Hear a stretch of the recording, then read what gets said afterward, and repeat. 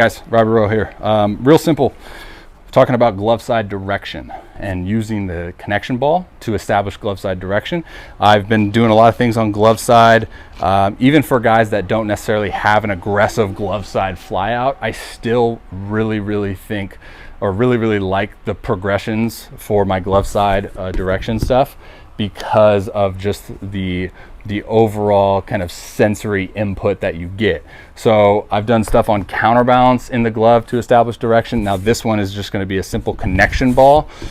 We don't want to get too far away from our natural throwing as far as like how you throw, but I do believe that if we can kind of put something here that gives us that mental awareness of glove side direction and holding that, this is going to be unlike any of the other connection ball stuff with the throwing arm, because the connection ball is leaving, right? It's falling off your body. This is going to be held the whole time. Really simple. You can do this in a plyo setting. You can do this in your catch play.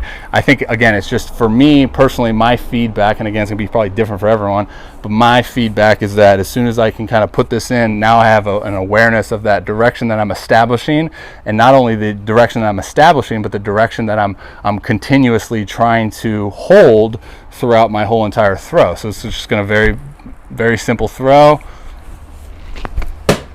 Again, I know it looks different because, like, for me, when I separate my hands, I'm long, but my thing is, at this point, I match up equal opposite. I'm just trying to hold that and then train those motor control patterns, which doesn't happen overnight. But that's a very simple connection ball, glove side progression that you can do that adds awareness to holding glove side direction. You see a lot of guys that will pull here and they don't really know it, so more of a stability issue in that sense. And connection ball is not going to really help with the stability, but it's also it's going to help with training those patterns of continuously holding glove side direction. Now, you obviously don't want to hold glove side direction the whole time and throw like this.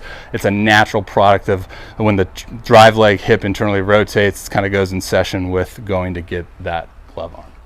Cool. Hopefully that made sense.